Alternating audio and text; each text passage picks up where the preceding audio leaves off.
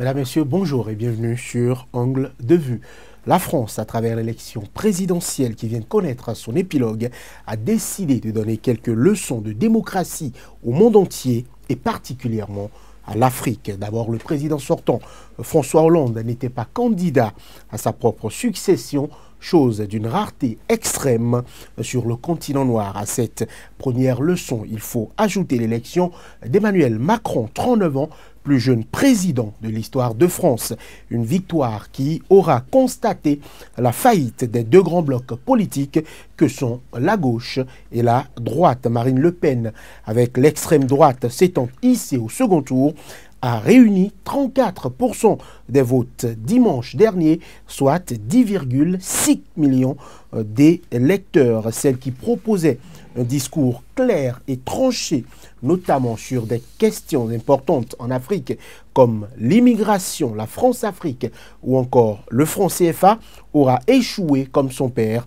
Il y a une quinzaine d'années, c'était face à Jacques Chirac. Quelle sera la politique africaine du président élu Emmanuel Macron? Avec qui va-t-il l'amener? Autant de questions qui nous intéresseront dans le débat du jour. France, élection d'Emmanuel Macron.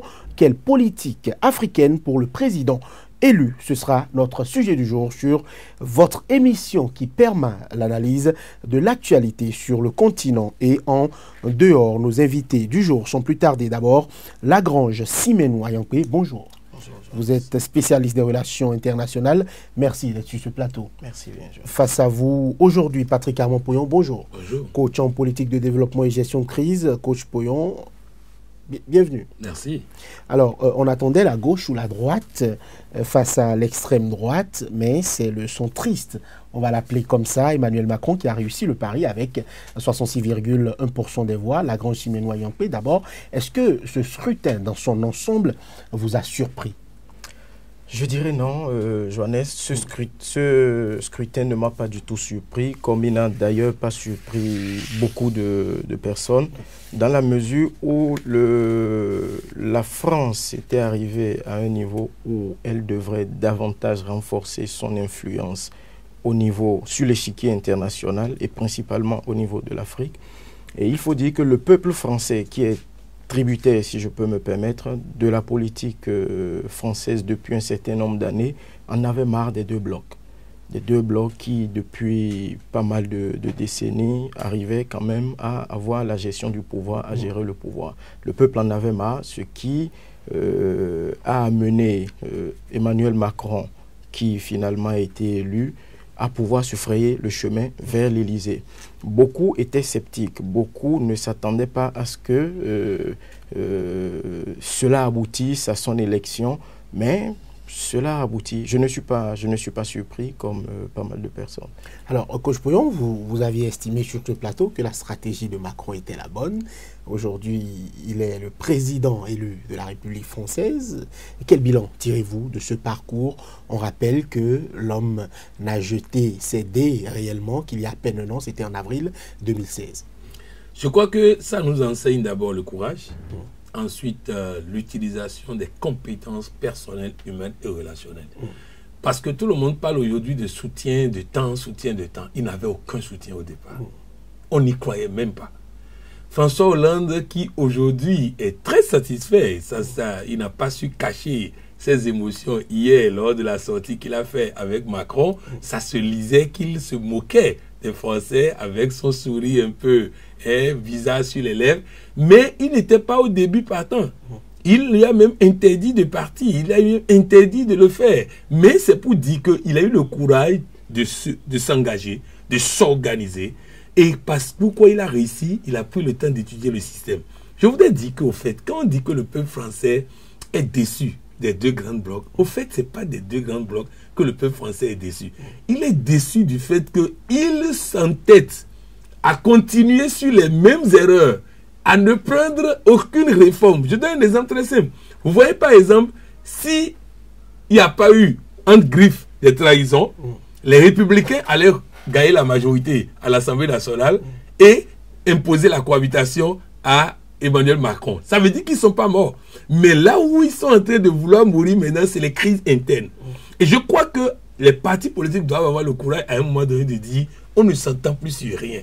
Alors cassons le parti en deux parce que vraiment... Et si, par exemple le Parti Socialiste, si le Parti Socialiste, au moment de ces frondeurs, avait eu le courage de les vider, on aurait eu une autre élection.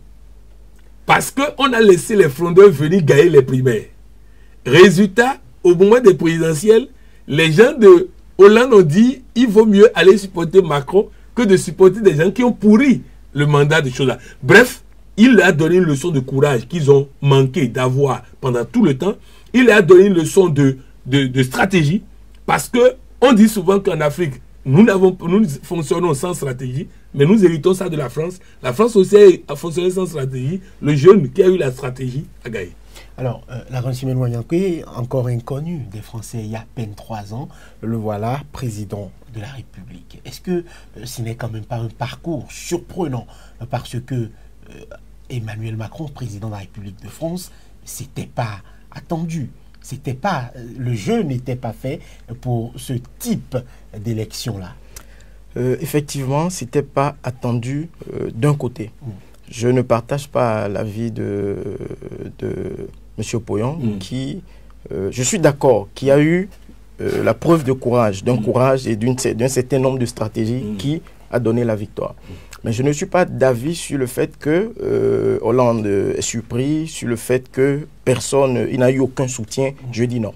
Je dis non dans la mesure où nous sommes dans un monde où il y a des faiseurs de rois. Il y a des faiseurs de rois. Et ce qui s'est passé aujourd'hui avait déjà été perçu il y a un certain nombre d'années par les faiseurs de rois français. Vous voyez un peu, Macron a été perçu et Macron a bénéficié du soutien de ces faiseurs de rois et en douce de François Hollande, je me permets de le dire, dans la mesure où, qu'il vous souvienne qu'il avait démissionné effectivement du gouvernement, de ce gouvernement, et Hollande avait voulu l'influencer. Le président Hollande, à la face de toute la communauté internationale, avait voulu l'influencer. Mais moi, je dis que c'était également une stratégie. C'était une stratégie pour lui permettre de se mettre à la touche au fin de ne pas être également comptable plus tard du bilan. Macron savait qu'il serait candidat aux élections de 2017. Si toute la France ne le savait pas, une bonne partie quand même le savait. Donc, il s'est replié, il a fait un repli tactique. Et ceux qu'il a lâchés ont fait semblant de montrer, ah, effectivement, il est parti, il n'est plus avec nous. Mais il a eu le temps de s'organiser et de faire comprendre au peuple qui ne partageait pas effectivement ce qui se faisait, qui n'était pas, il ne se voyait pas dans ce qui se faisait et qu'il était du côté du peuple français. Vous voyez un peu? Donc, moi je dis qu'il a eu des soutiens. Il a eu pas mal de soutiens et il a mis en place une très bonne stratégie, comme l'a dit monsieur Poyon. Il a mis en place une très bonne stratégie. Ce qui a donné le résultat que nous voyons. Alors, oui, allez-y. Voilà. Macron, président de la République française, ce n'est pas nouveau. Ce n'est pas nouveau parce qu'il a été élu à 65%.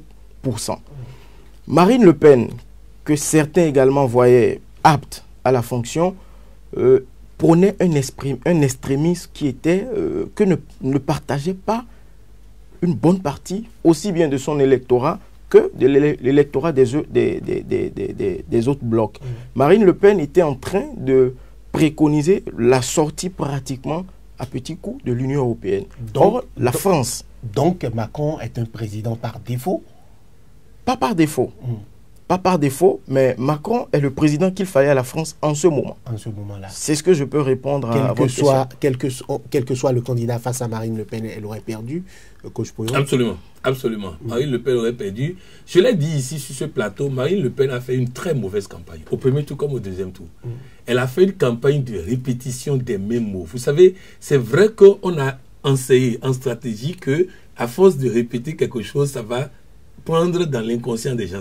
Mais quand ça devient aussi évident, aussi vulgaire, et à chaque question qu'on pose, on dribble la question, on dit je suis le candidat du peuple. À chaque question qu'on pose, c'est devenu de la communication légère. Elle a fait une très mauvaise campagne parce que n'oubliez pas qu'au premier tour, tous les sondages au début donnaient Marine Le Pen à 28-30%. Elle est tombée à 21,5%. Avant campagne, je suis à 28%. Avec la campagne, je tombe à 21,5%. Et tout le monde a dit non, et pourtant, elle peut gagner, elle peut gagner. Et elle aussi, elle a espéré au moins 40% pour faire la bouche, elle tombe jusqu'à 33%.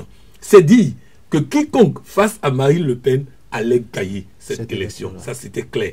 Ensuite, je voudrais aussi dire, j'ai écouté les spécialistes français qui, comme d'habitude, sont en train de s'égarer en disant oui, c'est un président par défaut. 46% de ceux qui ont voté pour lui ont dit qu'ils n'ont pas voté par adhésion à son programme. Qui connaît le programme de Macron aujourd'hui? C'est vrai qu'il a été assez vague. Personne. Un certain nombre de questions pour ne pas fâcher, et à gauche et à droite. C'est même pas pour ne pas fâcher. Puisqu'il se positionne comme des engagements qui vont le coincer demain. Parce que qu'est-ce qui a tué François Hollande? Les engagements. Un exemple très simple. Bayrou a voté pour François Hollande et a payé ça pendant tous les 5 ans avec la droite. Mais François Hollande ne l'a pas mis dans son gouvernement parce qu'il a dit « je vais gouverner à la gauche ». Vous voyez, donc ce sont ces phrases-là qui ont tué, qui ont plombé François Hollande. Résultat, Macron a évité de tomber dans le piège de trop clarifier son programme alors qu'il risque de faire une coalition de gouvernement qui va l'obliger à modifier son programme. Donc, on dit, on n'est pas d'accord avec son programme, on n'est pas d'accord avec ce que Marine Le Pen a dit de son programme, on n'est pas d'accord avec ce que les autres ont dit de son programme, mais son programme n'est pas connu, même pas les spécialistes qui sont avec lui. Donc, c'est un monsieur qui a joué intelligent et c'est formidable de gagner le pouvoir sans dire clairement ce qu'on veut faire. C'est extraordinaire.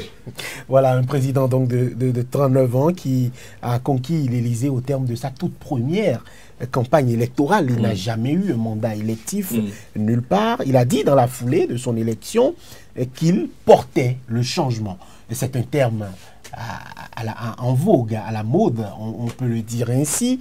De quel changement il est question, selon vous? Le changement dont il est question, je crois, c'est pouvoir faire comprendre au peuple et pouvoir faire accepter au peuple français, pouvoir amener le peuple français à dire « nous sommes satisfaits de nos gouvernants, nous sommes satisfaits du premier responsable de notre nation, nous avons le social que nous voulons, nous avons l'influence dont nous avons besoin pour pouvoir régulièrement dire « nous sommes français ». Je pense que c'est le changement dont il parlait et c'est le changement dont avait soif le peuple depuis un certain nombre de décennies. Ce qui a favorisé largement l'élection d'Emmanuel Macron. Alors, d'aucuns estiment, mais surtout dans le cas de Marine Le Pen, que Macron, c'est toujours le système au pouvoir. Il est du sérail, il a été ministre, il ne propose rien de nouveau. Est-ce que vous partagez ce sentiment? Marine est plus du système que Macron. Comment? Son père a son parti depuis combien d'années? Depuis des décennies. Elle a hérité du parti du père et elle profite du système. Et je vous dis, comment Marine va dire qu'elle combat le système quand elle utilise le système pour avoir une immunité? Effectivement.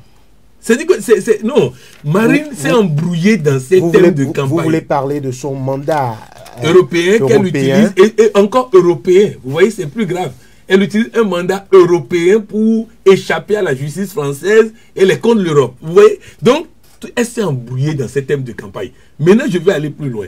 Vous voyez que, par exemple, quand on dit changement, le premier changement que Macron a mené, il est le premier candidat européen, le premier candidat en Europe qui est candidat avec l'Europe. C'est-à-dire que les hommes politiques sont hypocrites. Ils disent qu'ils veulent sauvegarder l'Europe, mais ils n'ont jamais le courage de porter l'Europe devant le peuple, parce qu'ils ont peur d'un référendum contre l'Europe. Et le monsieur a montré que les Français veulent être européens en misant très tôt sur je défends, je vais protéger la France, je vais protéger l'Europe. Je vais défendre la France, je vais défendre l'Europe. Et ça, c'est un changement capital. Et vous avez vu, c'est la première élection suivie par tous les pays européens. C'est la première fois où il y a un débat entre les candidats, rediffusé en Allemagne et traduit en allemand. C'est la première fois qu'il y a des marches en Allemagne pour soutenir un candidat. C'est pour dire qu'il a été plus qu'un candidat en France, il a été un candidat européen. Et il part en position de force par rapport à Angela Merkel, parce que là maintenant, il pourra aller dire, j'ai défendu l'Europe, mais il faut vraiment que nous fassions des réformes. Et le ministre des Finances de l'Allemagne a déjà dit qu'il est disposé à infléchir la position de l'Allemagne sur un certain nombre de choses pour accompagner cette dynamique. Donc, il a réussi à impulser l'Europe au premier plan et montrer que, contrairement à tout ce que les gens disent depuis des années, le peuple européen n'est pas contre l'Europe. Il est contre la manière dont les hypocrites politiques sont européens, mais n'ont pas le courage de dire franchement. Et chaque fois qu'il y a un problème dans le pays, c'est la faute de l'Europe. Chaque fois qu'il y a un problème dans le pays, les hommes politiques, dans leur hypocrisie, disent toujours c'est la faute de l'Europe. Donc je crois que c'est déjà un changement énorme. Déjà, ce qu'il a gagné déjà, c'est la communauté internationale. La France est de retour dans la communauté internationale et au premier plan. Deuxième chose maintenant, à travers les législatives, à travers la clarification de son programme, à travers le gouvernement qui va montrer dans les jours à venir, il pourra rassembler les Français autour de son plan. On l'a vu venir avant de tenir son premier discours de président élu. C'est vrai que c'est sur l'hymne européen qu'il s'est déplacé. L'homme est arrivé sur la scène politique en 2012 comme conseiller économique du président François Hollande. Beaucoup estiment aujourd'hui qu'il était en fait le choix du président Hollande et qu'il a été coaché pour le job. Je suis d'avis. Je suis d'avis dans la mesure où c'est très facile de dire à son chef « je m'en vais », que le chef vous dise non, restez, devant tout le monde, que le chef vous dise restez, que vous partiez également, mais aussitôt parti, que vous mettiez en place quelque chose. Quelque chose qui n'a pas été combattu, qui n'a pas du tout été combattu par qui que ce soit, qui n'a pas été décrié par qui que ce soit. Donc, moi, je dirais que le président Hollande l'a soutenu, mais discrètement. Discrètement, et ce que nous avons vu sur les écrans de nos télévisions hier vient justifier d'une manière ou d'une autre qu'il avait bénéficié de son soutien. Et ce soutien, il en avait besoin. Entre les deux tours, le président Hollande a carrément fait une communication solennelle devant tous les Français, une communication dans laquelle il avait dit qu'il voterait pour le candidat Emmanuel Macron. Exactement. Parce que les valeurs que ce candidat-là partageait étaient plus proches de ses valeurs en tant que chef d'État plutôt que l'extrême droite. Est-ce que ce soutien aussi aura participé à cette stratégie selon vous? J'en venais. Effectivement, ce soutien a participé à la stratégie de Macron d'avoir une autre bonne partie d'électorat. Dans la mesure où vous n'êtes pas sans savoir que vers la fin de l'année 2016, le peuple français s'est rendu compte qu'il avait commencé par avoir un certain nombre d'améliorations sur certains plans, surtout sur le plan social. Vous voyez un peu, et certains avaient même commencé à regretter que Hollande n'ait pas été candidat à sa propre succession. Vous voyez un peu. Et même s'il se fait qu'il n'avait pas bénéficié du soutien de François Hollande depuis un certain nombre d'années, depuis qu'il est parti, il faut pouvoir dire que François Hollande a vu le danger venir et s'est dit, il vaut mieux que je me rabatte rapidement vers cet homme-là, le soutenir du moins que je peux et pouvoir l'amener à continuer les acquis que j'ai mis en place. Parce que quoi qu'on dise, chacun d'entre eux, si vous faites attention aujourd'hui, veut quand même rester attaché à son bloc. Chacun veut pouvoir montrer que son bloc est le meilleur, que ce soit la gauche, que ce soit la droite, que ce soit les socialistes. Chacun tient à son bloc, à sa tutelle, ce qui fragilise un peu les choses, ce qui crée un certain nombre de dysfonctionnements et qui favorise par contre Macron, qui a favorisé Macron dans son élection et qui va également plus tard le favoriser dans sa gouvernance si il s'entourait bien et si il écoutait bien ceux qui l'entouraient. Voilà, coach Patrick Amanpoyon, ni gauche ni droite. Beaucoup de Français ont quand même refusé de voter pour ce candidat-là. Il y a eu des abstentions, il y a eu des bulletins blancs. Est-ce que cela ne traduit pas des craintes quand même qui sont justifiées au vu de l'échec des gouvernements successifs, que ce soit de gauche ou de droite, à satisfaire les Français dans leurs besoins vitaux? C'est la manière de faire la politique en France qui pose problème. C'est-à-dire que lorsqu'il y a un président de droite, d'office, on se braque contre lui. Dès qu'il y a un candidat de gauche, d'office, on se braque contre lui. Et c'est ça qu'il veut casser, justement. Il n'a pas encore réussi à casser ça. Il a réussi à se faire élire, mais déjà le gouvernement qu'il va faire et le Parlement qu'il va avoir, la façon dont il va gouverner pourra casser définitivement ce clivage-là.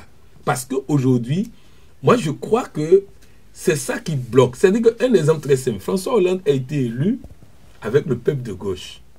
Il est rejeté par le peuple de droite. Mais il a fait une politique pour la France.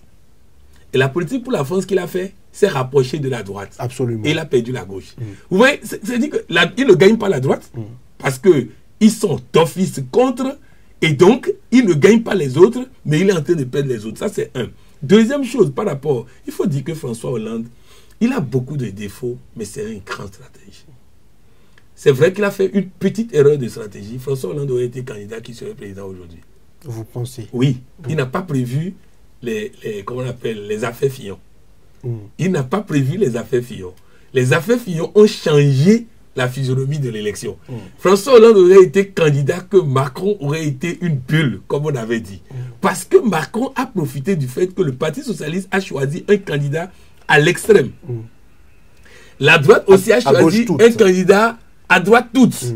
Donc, résultat, il y a de l'espace au centre droit, il y a de l'espace au centre gauche, il en a profité. Mais si, par exemple, même le Parti socialiste avait choisi Valls comme candidat, ça aurait plus arrangé Mélenchon que ça arrangerait Macron. Donc, c'est pour dire que nous sommes dans un cas de figure où François Hollande, au départ, n'était pas pour. Il a même dit, il sait ce qu'il me doit. Donc, il ne peut pas me faire ça.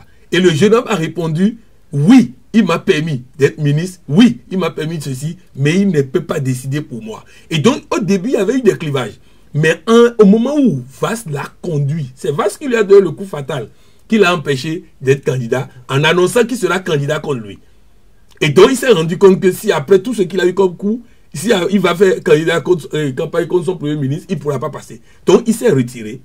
Et l'erreur même stratégique a été d'accepter les primaires. Le président de la République qui va faire. Donc bref, il a fait des erreurs, mais au dernier moment, il s'est rendu compte qu'il peut donner une leçon à tout le monde à travers Macron. Et il s'est rabattu sur la carte Macron. Mais il voulait y aller, mais il croyait qu'en allant, il va créer l'impopularité du jeune homme. Il a attendu et vous avez vu le deuxième tour. Il a véritablement fait campagne entièrement pour lui. Et vous allez voir que le Premier ministre a déjà dit, Cazeneuve, que la gauche du gouvernement doit aller dans la majorité de Macron.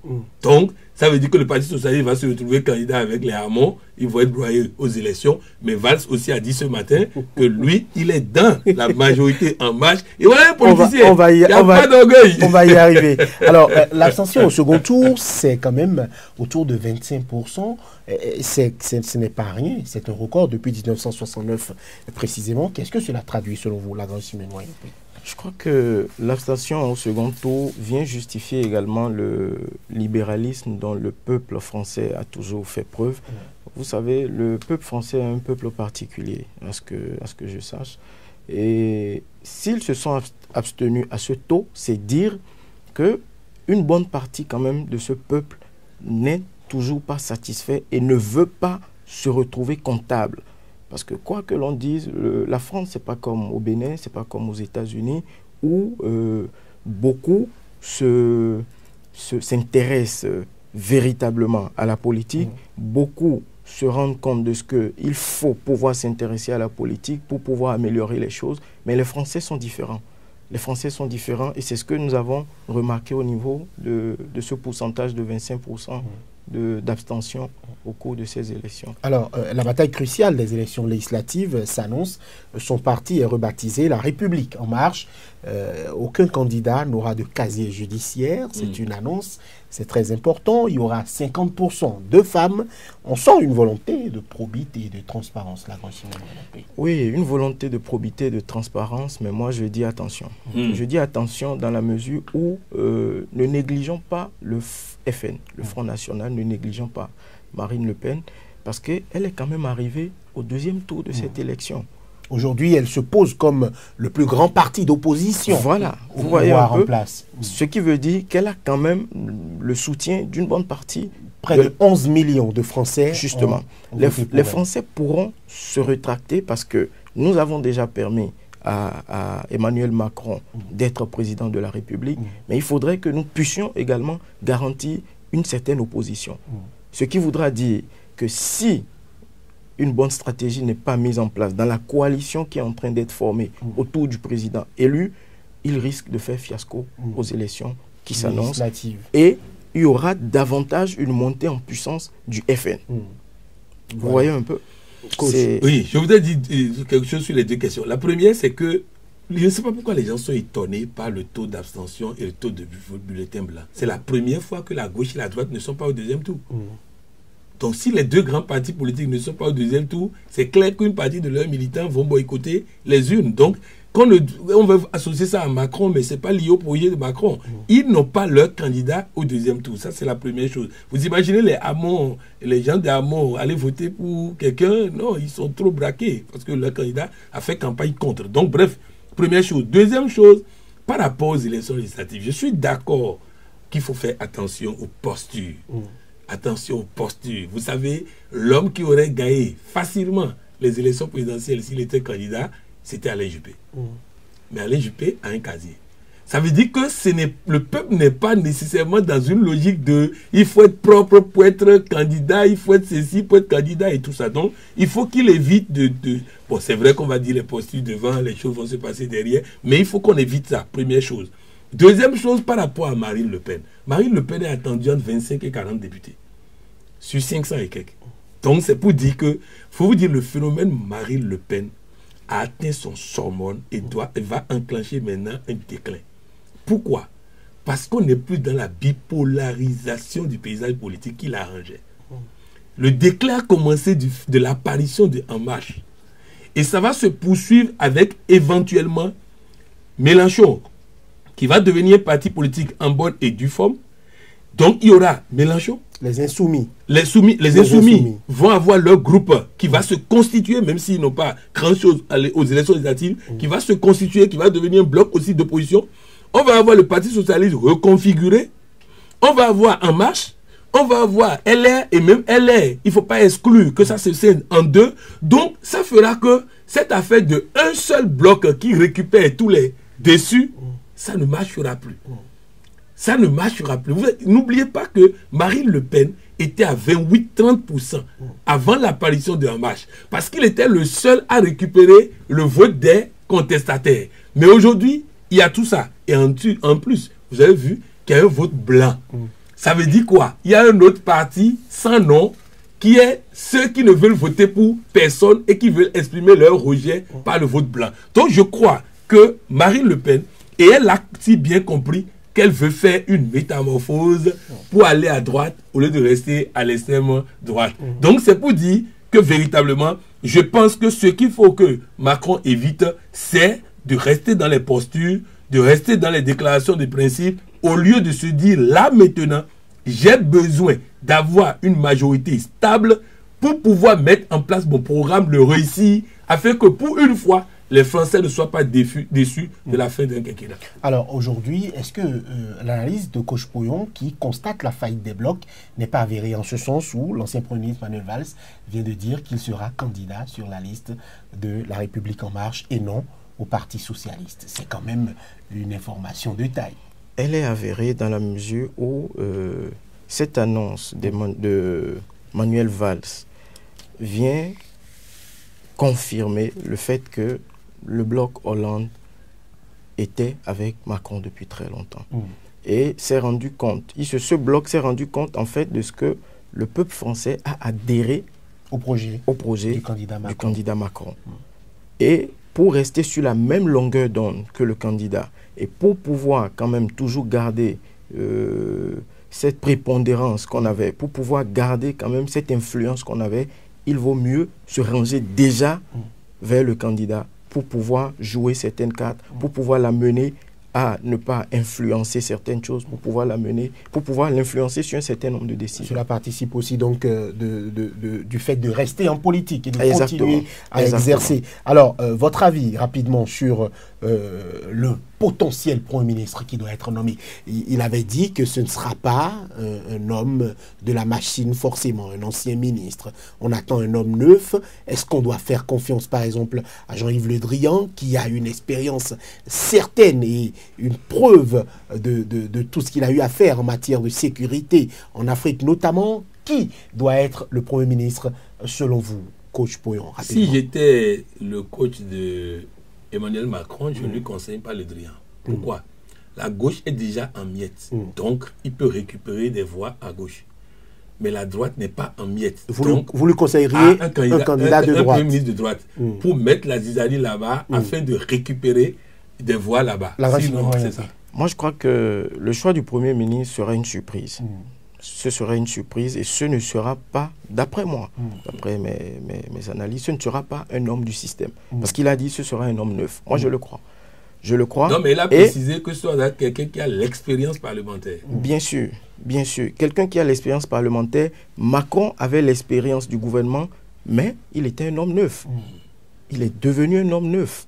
Ce qui a favorisé son élection. Donc je pense que ce sera quand même quelqu'un de vraiment... De son entourage immédiat, de son entourage immédiat, mais neuf.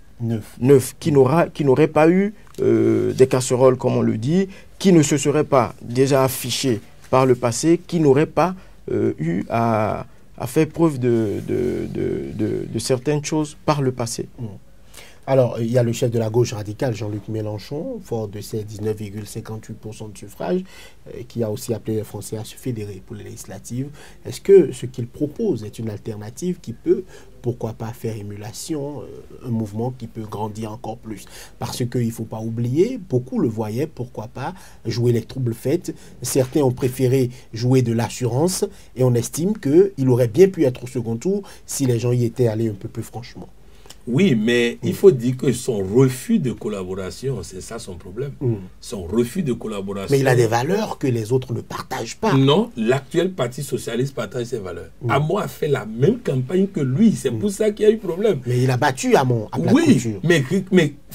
Lui, il a dit à Mélenchon et à Emmanuel Macron, fais un pas vers nous pour nous permettre de te soutenir au deuxième tour. Mais pourquoi lui ne fait pas un pas vers le Parti socialiste et veut que le Parti socialiste vienne s'aligner derrière lui alors qu'ils ont plus d'infrastructures que lui? Il faut un rassemblement. S'ils arrivent à faire un rassemblement, ils peuvent compter. Sinon, il est annoncé à peine 15 députés ou 10 députés. Donc, c'est pour dire que il faut que les gens comprennent que les orgueils, les postures, les ceci ne font pas de la politique. Et Valls est en train de montrer la leçon. Vous allez voir que Valls va rebondir dans les années à venir. Il s'est pratiquement humilié tout le temps en courant derrière un Emmanuel Macron qui le rejetait. Mais il sait que c'est le passage obligé en politique pour rebondir un jour. Et là, je crois qu'il faut que les gens apprennent de cela. Mélenchon, je ne crois pas grand-chose dans les années à venir. Voilà. Alors, est-ce que nous allons découvrir un nouveau visage de la politique française en Afrique avec un président neuf, on peut le dire, 39 ans, très jeune, et qui n'a pas une grosse expérience des affaires africaines? C'est vrai qu'il s'est déplacé plusieurs fois sur le continent, mais aujourd'hui, on a quand même un homme neuf à la tête de l'État français.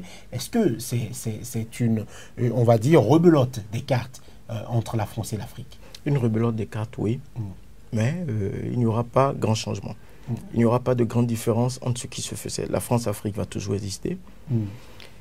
Emmanuel Macron a dit dans son programme qu'il veut concentrer son... Il a parlé d'aide au développement par rapport à l'Afrique. Mais tous autant que nous sommes, nous savons que l'Afrique n'a pas seulement besoin d'aide au développement. Il y a des parties de l'Afrique qui n'ont pas besoin de cette aide au développement. Je pense que la politique étrangère, il a été vague dans son programme par rapport à l'Afrique, mais nous n'avons pas oublié que dans son entourage immédiat, il s'est entouré d'un certain nombre d'Africains que nous connaissons tous, dont nous connaissons pratiquement le parcours. Mais n'oublions pas que ces Africains sont français aujourd'hui. Ils sont français aujourd'hui, l'Afrique n'est pas leur priorité. Et l'Afrique n'est pas également la priorité de Macron. Macron va s'accentuer au niveau de trois blocs. Le Maghreb. Le Maghreb, aujourd'hui, ils sont en train de faire un travail avec l'Algérie pour pouvoir influencer davantage le Maghreb, pour pouvoir concéder la résolution d'un certain nombre de problèmes qui sécuritaires et autres, qui leur coûtent cher pour pouvoir faire de l'Algérie le leader de cela, en associant également en partie le Maroc. Vous voyez un peu? Donc, quoi que l'on dise, ils auront besoin du Maroc et seront obligés d'aller à la table de négociation avec certains pays du Maghreb, dont le Maroc qui, quand même, aujourd'hui, a atteint un niveau d'influence donné. Et au niveau de l'Afrique subsaharienne, au niveau de l'Afrique de l'Ouest, de l'Afrique centrale, ce sera toujours ce qui se passait auparavant. la France-Afrique, la véritable France-Afrique va s'imposer. Ça va se faire sous une autre forme. Ce qui m'amène à dire qu'il faudrait que les Africains que nous sommes, nous nous réveillons, que nous puissions comprendre que nous ne devons pas attendre quoi que ce soit de l'Occident, mais nous devons prendre conscience de nos réalités, nous devons nous serrer les coudes, comme on le dit, et commencer à travailler vraiment, commencer à faire des prévisions comme les autres le font, commencer, si possible, ensemble, à pouvoir faire bloc à un certain nombre de choses. Par rapport à l'Afrique du Sud, parce que il va également s'intéresser à l'Afrique du Sud, il voudra faire de l'Afrique du Sud un allié, ce qui ne ratera pas. D'après moi, ce qui ne ratera pas. Le Rwanda également ne sera pas mis en marge de cette politique africaine de Macron, dans la mesure où le Rwanda a atteint un certain niveau aujourd'hui qui l'amène à être influent au niveau économique et au niveau de la prise de certaines décisions qui influencent quand même l'Afrique et qui influencent la paix et l'économie en Afrique. Ce qui m'amène à conclure que la politique africaine de Macron ne sera pas différente de ce que nous avons vu, mais elle va se faire de façon stratégique et ira plus vite. Vite et va coûter plus cher aux Africains si nous ne prenons garde. Alors, coach Patrick Armand-Pouillon, politique française en Afrique avec Emmanuel Macron, France-Afrique, autant de sujets dont on aimerait avoir votre avis. Si aujourd'hui, nous nous basons sur la situation actuelle, je peux vous dire que dans tous les cas, la politique africaine de Macron ne sera pas la politique africaine des autres. Lorsqu'on lui a dit de qualifier Hollande, il a dit empêcher. Ça parle beaucoup. Ça veut dire quoi? Ce que Hollande a voulu faire et n'a pas réussi à le faire totalement, je le ferai. Oui, il a dit. Or, Hollande n'a pas été comme les anciens présidents de la France. Donc, je peux dire que les choses vont changer. Mais je vais aller plus loin. Attendons d'abord de savoir qui sera Premier ministre. Parce que je fais un cas d'école juste pour vous montrer la caricature de ce que je dis. Si Alain Juppé est Premier ministre, n'attendez pas qu'il y ait de bons rapports avec le Rwanda. Donc vous voyez que le choix du Premier ministre et du gouvernement va déterminer les pays sur lesquels ils vont s'asseoir pour pouvoir travailler. Ce qui est clair, l'option Algérie est faite. Mais le reste, on ne peut pas le dire aujourd'hui parce que ça dépend de qui est Premier ministre, qui est ministre des Affaires étrangères, comment le gouvernement va être présenté. Donc, par rapport à ça, il faut attendre. Mais, je vous ai dit que les Béninois qui sont avec lui, ils ont beau être franco-béninois, mais n'oubliez pas qu'ils sont français, oui, mais ils sont béninois aussi. Et cette rumeur tendancieuse qu'on a l'habitude de ramener, comme quoi ils sont plus français que béninois, c'est faux. Nous ne sommes pas souvent informés des actions qu'il mène tous les jours sur le continent africain. Tous les jours, depuis que Lionel Zisso a perdu les élections au Bénin, il a mis en place une agence de financement de l'Afrique qui est très sollicitée par les chefs de l'État. Nous venons de faire un sommet sur le financement de l'Afrique à Abidjan. Il était l'invité spécial des chefs d'État en présence de Dangote et autres pour les aider à trouver des financements pour le développement de l'Afrique. Donc, il faut qu'on fasse attention à ces débats qu'on veut nous faire avaler très souvent, mais qui ne sont pas vrais. Alors, Macron a déclenché l'ire de la droite et de l'extrême droite après avoir tenu un discours en Algérie. Il disait notamment que la colonisation est un crime contre l'humanité. Aucun président français n'avait employé des propos aussi forts pour nommer la colonisation. J'aurais recueilli vos avis là-dessus. Le président élu Emmanuel Macron a dit ce qu'il pensait, je crois. Mais ce n'est que dans ses actes, ce n'est que dans la prise d'un certain nombre de décisions vis-à-vis de l'Afrique, ce n'est que dans la mise en application de certaines lois, ce n'est que dans le fonctionnement de ses gouvernements que nous puissions nous rendre compte de la véracité de ce qu'il avait dit. S'il le disait, de ce type de propos, s'il le disait par conviction ou s'il le disait juste pour amener la communauté internationale à se rendre compte qu'il avait quand même un cœur pour l'Afrique. Voilà ce que je peux dire. À ce niveau, je vous ai dit qu'il n'a parlé par conviction. Il a parlé par stratégie. C'est-à-dire qu'il est déjà dans la gestion du pouvoir. Il sait qu'il aura besoin de l'Algérie pour sortir du Mali, pour sortir du Sahel, il aura besoin de l'Algérie. Donc il est allé placer des pions déjà là. Bon, vous avez vu le communiqué de l'Algérie. Hein? Donc il est allé placer des pions déjà pour... C'est ça la force de Macron. Il n'a pas fait campagne seulement pour gagner. Il a fait campagne pour réussir son mandat, pour réussir la gouvernance. Donc je crois que ce qu'il a dit ira plus loin, parce que l'Algérie va le contraindre à aller plus loin. Il ira plus loin, vous aurez les excuses officielles de la France, vous aurez même le plan Marshall que l'Allemagne est en train de mettre en place pour l'Afrique, sera fortement soutenu par la France et tout ça. Mais il ne faut pas penser qu'un Français va être convaincu que la lutte contre l'esclavage est un crime, la colonisation est un crime contre l'humanité. C'est pas vrai. Il le dit pour avoir des partenaires pour pouvoir gérer la suite. Alors, rapidement, la question sur le franc CFA. On savait que Le Pen avait appelé à la fin de cette monnaie qui a servi l'Afrique. Macron estime que c'est aux Africains de décider si elle leur plaît ou pas. Le président élu Emmanuel Macron a estimé que c'était à l'Afrique de décider. Mais moi, je pense que il l'a dit pour plaire. Il a dit juste ses propos pour plaire dans la mesure où aujourd'hui, vous n'êtes pas sans savoir que l'Afrique et beaucoup plus, l'Afrique francophone constitue le grenier de la France. La France aujourd'hui est au fait de pas mal de problèmes économiques et se repose en partie sur l'Afrique.